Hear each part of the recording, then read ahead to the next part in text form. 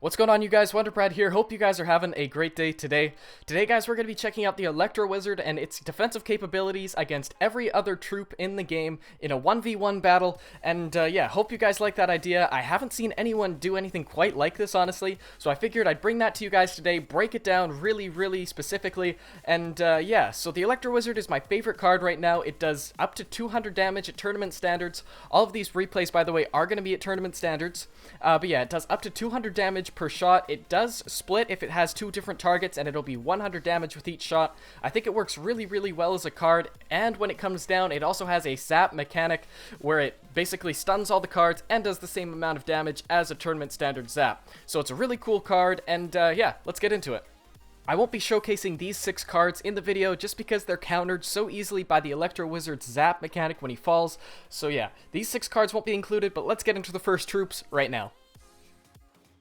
The Electro Wizard is pretty great for taking out archers. They do manage to get a couple of shots onto him, but they don't get any shots onto the tower, and he can have enough health to start a counter push. He's great for defending against regular 3 elixir minions because they don't get any shots onto him or the tower, but as soon as you have a minion horde that starts coming towards you, it is smarter to just drop him on top of it. Make sure you use his zap mechanic well. He does get taken out, but you don't have any damage go onto your tower. The bomber gets a shot off onto the Electro Wizard whether or not you drop him straight on top of the bomber or not. If you don't have a zap to counter the Goblin Barrel, the Electro Wizard works really well if you put him right at the front of your tower. He can take out 2 of the goblins and then zap the second one pretty quickly as well. The Ice Golem is really popular right now, and the Electro Wizard can shut it down before it even touches your tower and dies and gets any of that freeze splash on it from its death. The Knight is another mini tank that the Electro Wizard really doesn't have too much of a problem shutting down.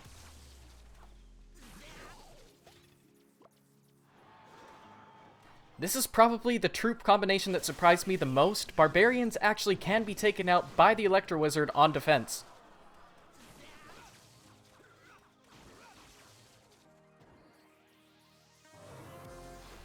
But don't try it with Elite Barbarians, because it doesn't work.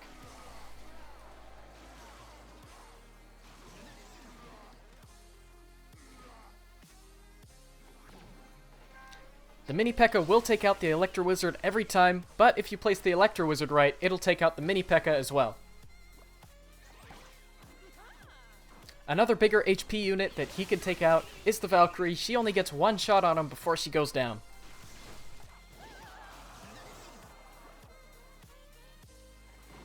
The Prince has a really interesting interaction with the Electro Wizard. If you drop the Wizard right on top of him, the Prince will take him out in 1 shot and then just start destroying your tower. It's best to leave him further away and let his ranged zap affect the Prince. The Dark Prince has the same effect on the Electro Wizard, so it's best to drop the Electro Wizard a few tiles away and let him zap him from there.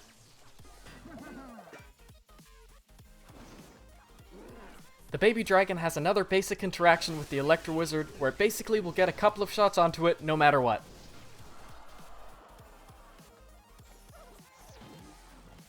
The Electro Wizard works really well at keeping the Hog from taking too many shots on a tower, but it doesn't work quite as well as the defense would. The Electro Wizard is a great counter for the Witch and her skeletons, and you can even drop him right on top of the skeletons and take them out immediately. For the same amount of elixir, he can take out a musketeer and survive with just a sliver of health. It's just as easy to counter the wizard as it is the musketeer, plus you'll gain 1 whole elixir. Even though his zap can stun 3 musketeers for half a second, they'll destroy him and your tower just about as quickly.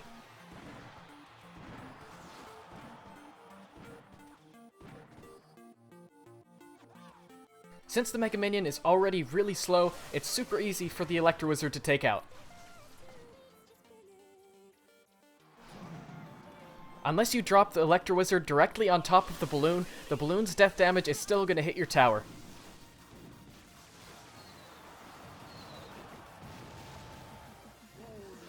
If you get the timing right, you can almost completely stop the bowler from getting shots onto the Electro Wizard. However, it won't always happen like this, but you still will be able to take him out. Because he can't one-shot the guard shields, it is a little trickier for him to take them out. He can still do it, and you can build up a counter push with him too.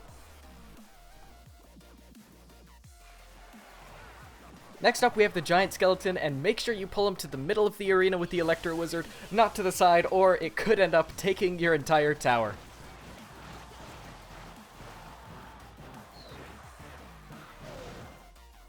This is one of the cooler things you can do with the Electro Wizard. You can put him on top of a miner that's already on your tower, zap him off the tower, and get him to retarget onto the Electro Wizard. It's definitely not a good idea to try and defend a P.E.K.K.A. with an Electro Wizard. Yeah, just don't try it.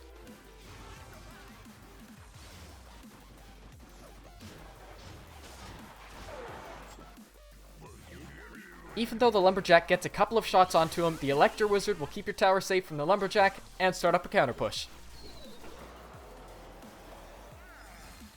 Because its damage is so low, the Ice Wizard is really no problem for the Electro Wizard.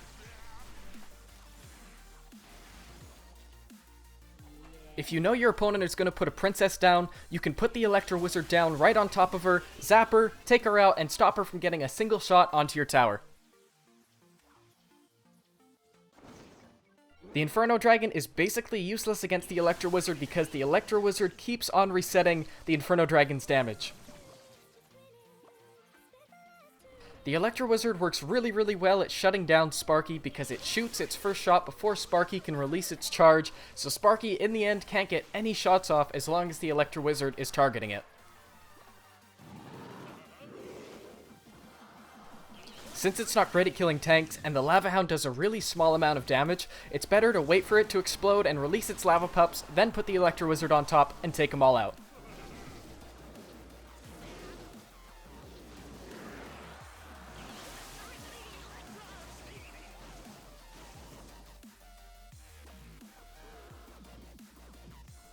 The Royal Giant shoots so slowly that it's great to put an Electro Wizard on top of him, keep on stunning him so we can get even less shots onto the tower.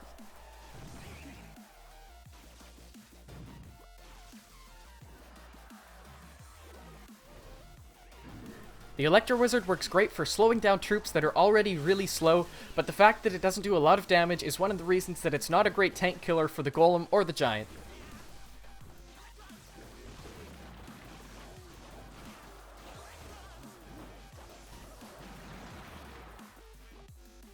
Graveyard Freeze is one of the most overused combos in the game right now, and the fact that the Electro Wizard can come down and use his zap spell to take down skeletons and then shoot two at a time makes him a really great counter for the graveyard. So guys, that was the video. I want to first off give a huge shout out to my clanmates, Firelord, Honorable Defend, and Moltfan52. They helped me out so much. This video would not have been possible without them helping me out, shoving those troops to the other side of the map. I hope you guys enjoyed. I put a lot of effort into making this video, so I really do hope you guys enjoyed. Hope you liked the video. Subscribe if you haven't already. Tell a friend if you want to. And yeah, I'll see you guys tomorrow. Peace out.